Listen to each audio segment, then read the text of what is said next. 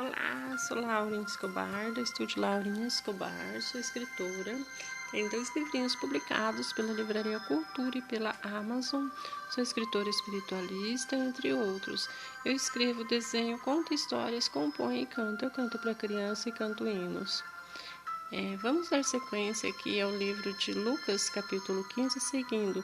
Mas ele respondeu ao seu pai: há tantos anos que te sirvo sem jamais transgredir uma ordem tua, e nunca me deste um cabrito sequer para alegrar-me com os seus amigos.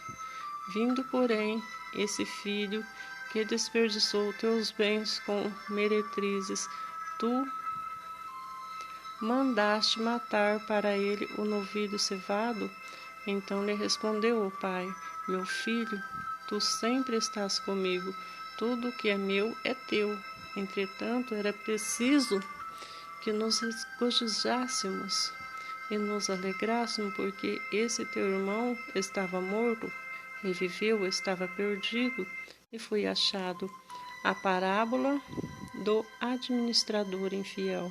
Disse Jesus também aos discípulos: havia um homem rico que tinha um administrador, e este foi denunciado como quem estava a defraudar os seus bens.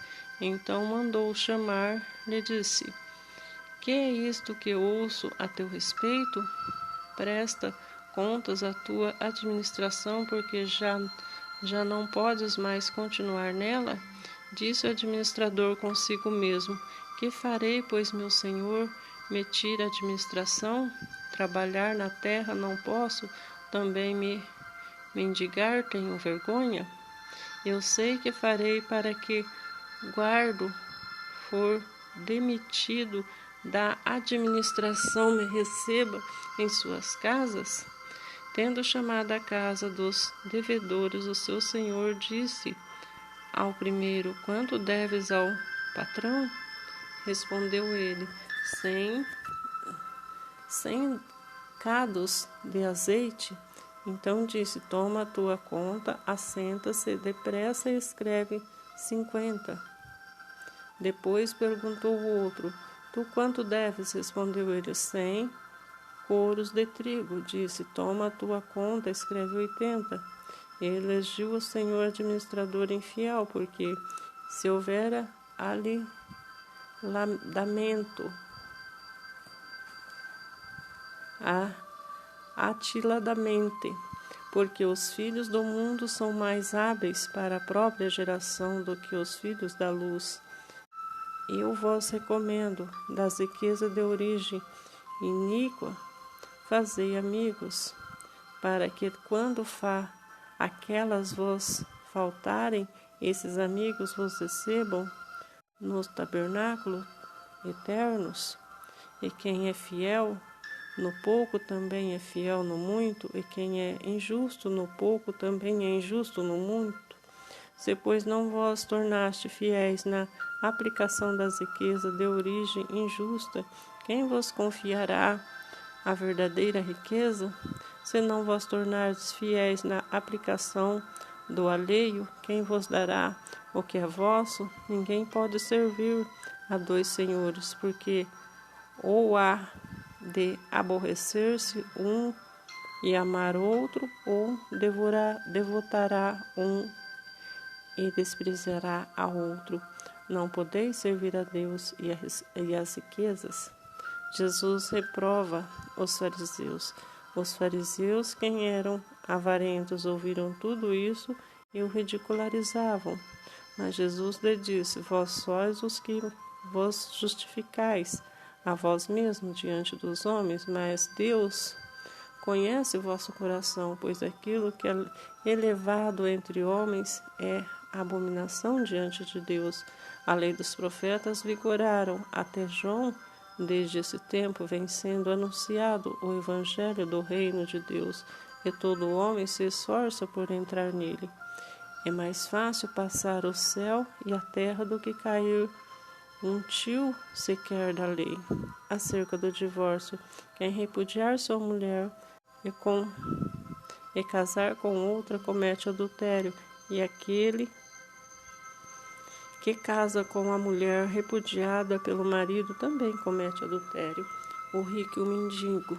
Ora, havia certo homem rico que se vestia de púrpura e de linho finíssimo e que todos os dias se regalava esplendidamente.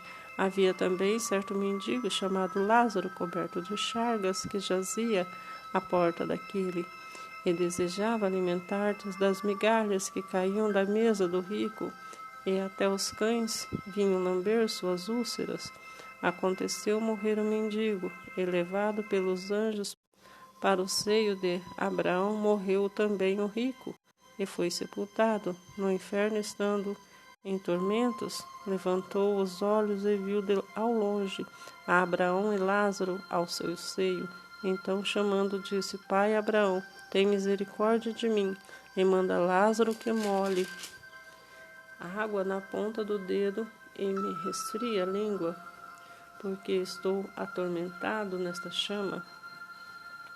Disse, porém, Abraão: Filho, lembra-te que recebeste teus bens da tua vida e Lázaro igualmente os males. Agora, porém, aqui ele está consolado e tu em tormentos. E, além de tudo, está posto em grande abismo entre nós, de sorte que querem passar daqui para vós outros, não podem, nem de lá passar para nós.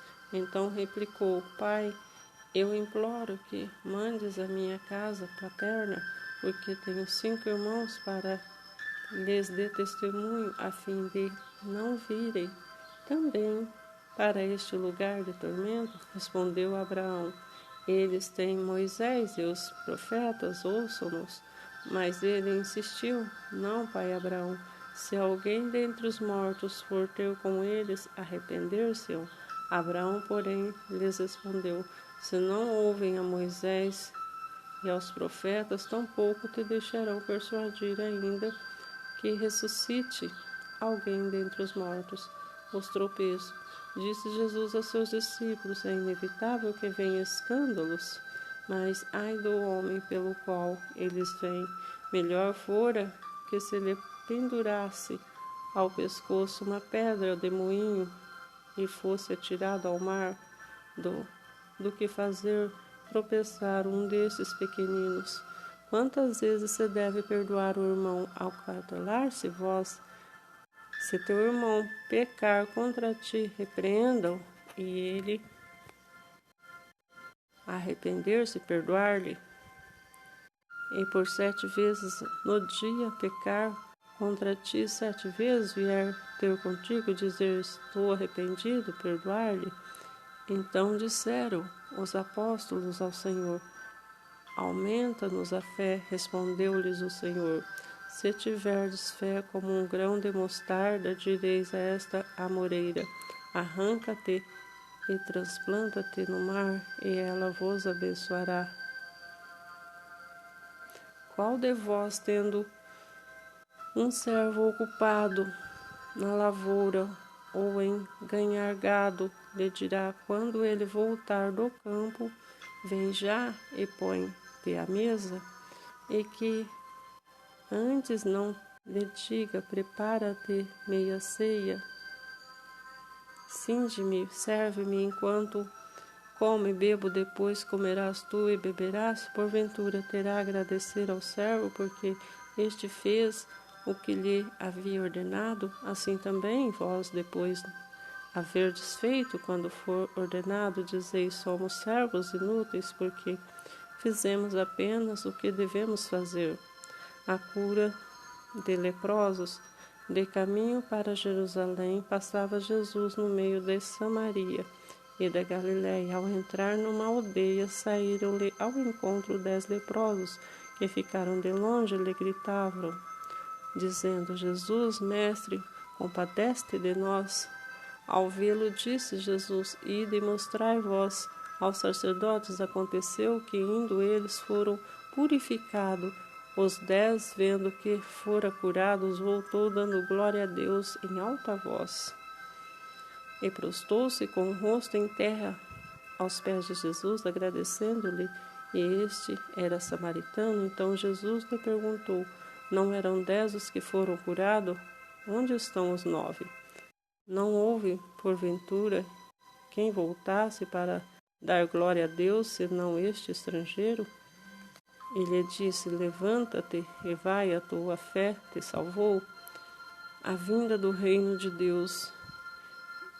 Interrogado pelos fariseus sobre quantas viria o reino de Deus, Jesus lhe respondeu: não veio o reino de Deus com visível aparência, nem dirão: ei-lo aqui, ou lá está, porque o reino de Deus está dentro de vós. E a seguir dirigiu seus discípulos: virá o tempo em que desejareis ver os dias do Filho do Homem, e não vereis. E vos dirão: ei-lo aqui, ei-lo lá está, não vardes, nem o sigais. Porque assim como o relâmpago fuzilando brilha de uma outra extremidade do céu, assim será o seu dia, Filho do Homem. Mas importa que o primeiro ele padeça muitas coisas, seja rejeitado por esta geração. Assim como foi nos dias de Noé, será também nos dias do Filho do Homem. Comiam e bebiam, casavam-se e davam-se em casamento, até o dia em que Noé entrou na arca. Veio o dilúvio e destruiu a todos.